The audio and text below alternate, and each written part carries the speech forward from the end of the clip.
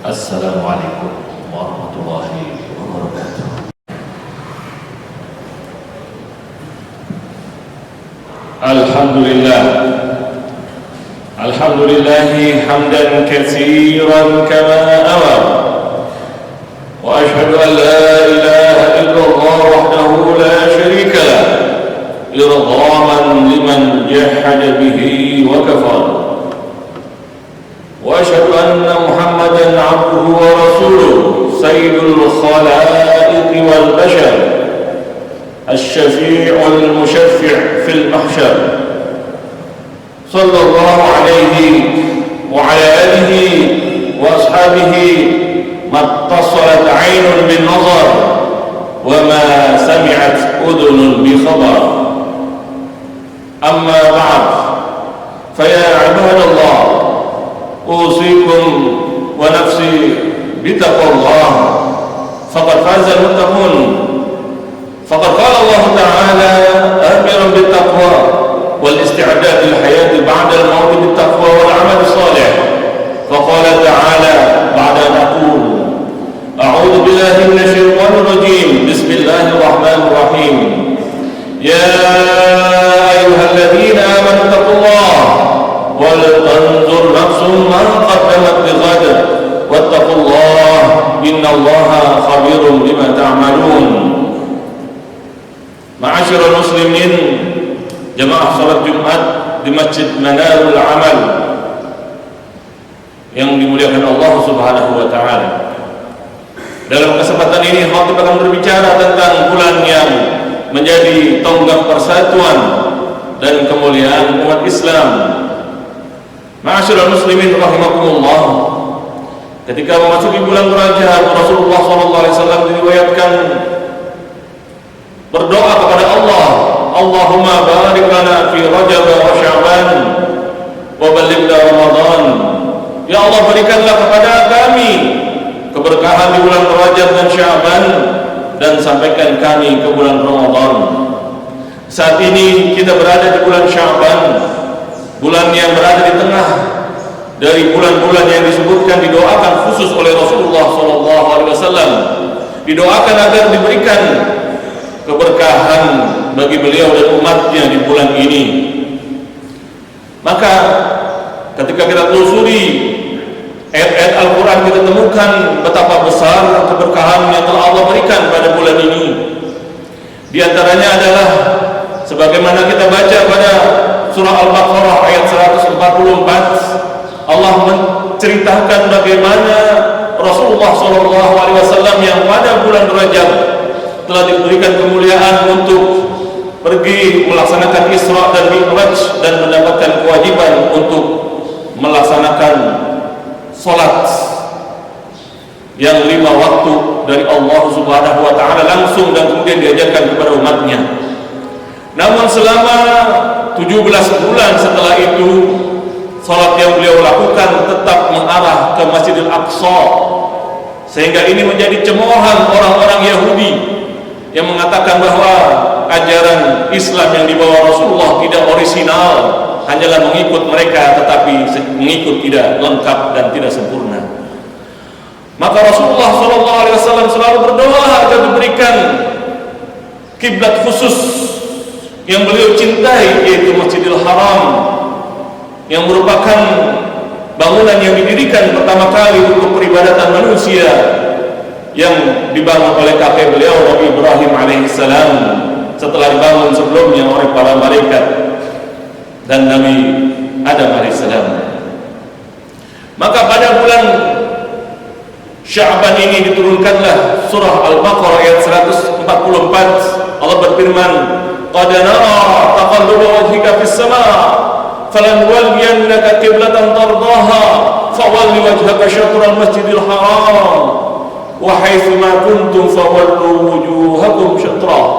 Kami lihat bagaimana kepalamu menengadah memohon agar diberikan kiblat khusus yang engkau senangi, maka kami akan berikan kiblat yang engkau cintai tersebut. Dan saat inilah arahkan ibadahmu ke Masjidil Haram. Maka saat itu di tengah Salat zuhur, perintah itu pun datang dan Rasulullah SAW langsung mengubah pelaksanaan salat zuhur menjadi arah pertama berkiblat ke Masjidil Aqsa, dan berikutnya di dalam waktu yang sama mengubah arahnya ke Masjidil Haram. Maka kita kenal di Madinah ada namanya Masjid Qiblatain, karena di tempat tersebut pernah terjadi salat dengan dua kiblat sekaligus secara bergantian. Ma'asyiral muslimin rahimakumullah, kiblat ini yang satu ini telah menjadi tonggak persatuan yang dibanggakan oleh Rasulullah SAW dan menjadikan standar siapa saudara kita dan siapa yang bukan saudara kita sesama muslim. Rasulullah dalam hadis sahih bersabda, "Man shalla salatana wastaqbala qiblatana wa akala dhabihatana fadzalikal muslim alladzi lahu dhimmatullah wa dhimmatu rasulih fala tughfirullah fi dhimmati." Barang siapa yang salatnya sama dengan salatnya kita, kiblatnya sama arahnya ke kiblat kita, dan makan sembelihan yang kita sembelih, hewan-hewan yang kita sembelih mereka menganggap halal juga, maka mereka itulah muslim yang mendapatkan jaminan Allah dan jaminan Rasulnya. Maka jangan kalian langgar jaminan Allah tersebut. Ma'asyiral muslimin rahimakumullah, oleh Imam Hasan al-Basri, oleh Imam Abul Hasan al-Asy'ari ini dijadikan pedoman persatuan bagaimana kita menyikapi sesama muslim, sehingga ketika menyaksikan banyak aliran-aliran yang saling mengkafirkan satu sama lain, membid'ahkan satu sama lain, bahkan memerangi satu sama lain, maka bangkitlah Imam Abul Hasan al-Asy'ari dengan konsep persatuannya yang menyatukan seluruh umat Islam dalam kesamaan yang memang diakui sebagai kesamaan. Dan konsep inilah yang beliau jadikan sebagai pangkal persatuan. Beliau mengatakan di dalam mimbar seperti ini, "Ishhadu alayya anni la ukaffiru ahadan min ahli al-qiblah li'annahum yushiruna ila ma'budin wahid wa innamal ikhtilaf fil ibarat." Persaksikanlah bahwa aku tidak pernah mengkafirkan siapapun sesama muslim, karena mereka pada dasarnya menyembelih sesembahan yang sama, cuma bedanya hanyalah pada kata-kata dan ungkapan saja.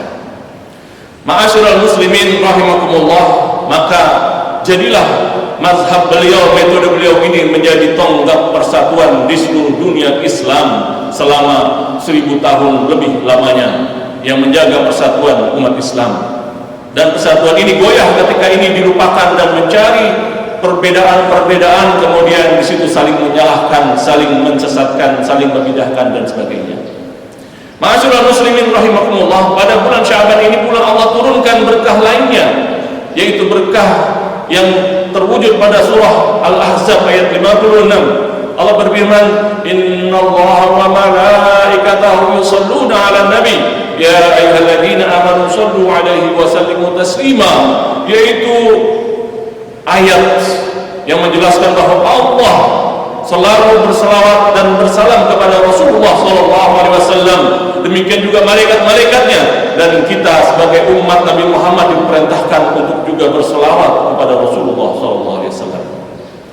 Imam Al-Qurtubi menjelaskan apa maksudnya selawat dari Allah Subhanahu wa taala bagi Rasulullah SAW.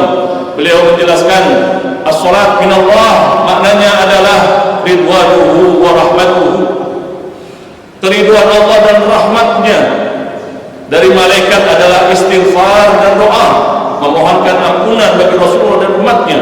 Sedangkan dari umat ketika membaca selawat maknanya adalah doa dan ta'zim, memohon kepada Allah, juga ungkapan pemuliaan kita kepada Rasulullah SAW.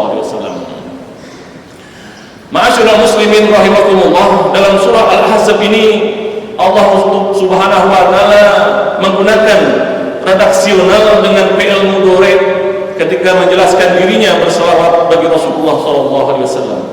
Innallaha wa malaikatahu yusalluna dengan fi'il mudhari maknanya adalah continuous present tense, artinya perbuatan itu selalu diturunkan dan terus menerus tanpa henti. Artinya keridoan dan rahmat Allah terus Allah turunkan bagi umat, bagi Nabi Muhammad SAW. Maka ini juga jadi jaminan bahwa keridhaan, rahmat akan Allah selalu turunkan bagi agama yang dibawa oleh Rasulullah SAW, yang menjamin bahwa agama ini akan selalu benar dan orang yang mencari kebenaran akan mendapatkan apa yang dicari dalam agama ini. Karena itu perintah yang berada dalam surah Al-Ahzab ayat 56 ini juga oleh ulama dinyatakan sebagai kewajiban untuk berselawat. Maka menurut mazhab Syafi'i dan mazhab Ahmad bin Hanbal, ketika tasyahud akhir kita wajib berselawat bagi Rasulullah SAW. Siapa yang tidak berselawat pada saat itu berarti salatnya tidak sah. Demikian juga khatib yang berdiri di sini. Di antara rukun khutbah adalah berselawat kepada Rasulullah SAW.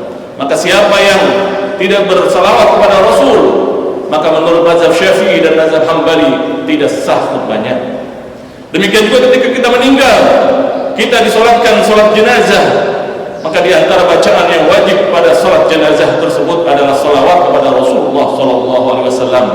Dan siapa yang tidak bersalawat pada saat itu menurut mazhab Syafi'i dan mazhab Hambali, maka salat jenazahnya tidak sah.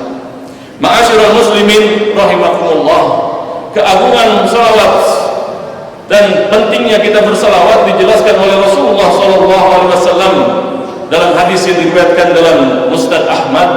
Beliau bersabda, "Man shalla alayya salatan sallallahu alaihi wa ashran wa hatta anhu 10 khatihat."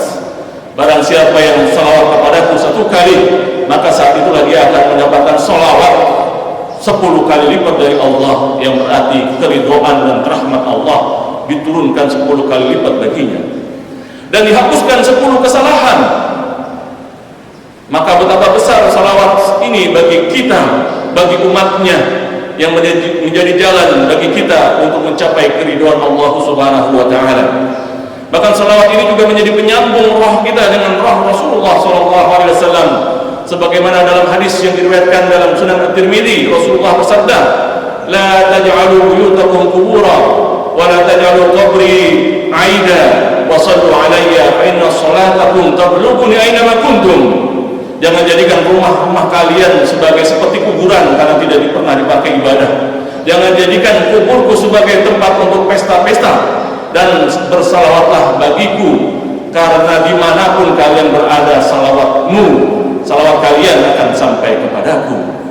Ma'asyiral muslimin rahimakumullah. Kemudian dalam rangkaian doa Rasulullah SAW juga yang telah saya ungkapkan tadi adalah wa ballighna Ramadan, sampaikanlah kami ya Allah kepada bulan Ramadan.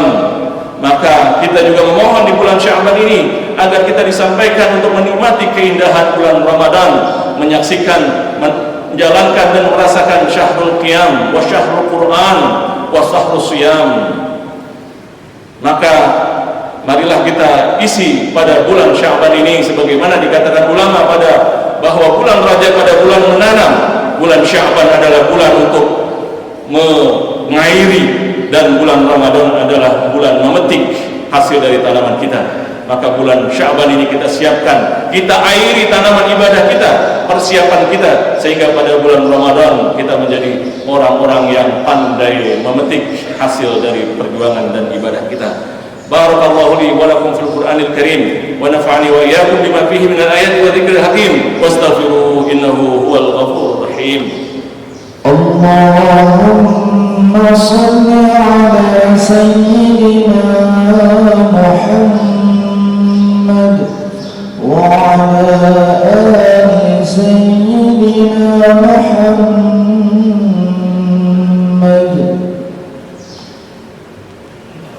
Alhamdulillah, alhamdulillahi waliyus shalihin, wa asyhadu an la ilaha illallah wahdahu la syarika lah.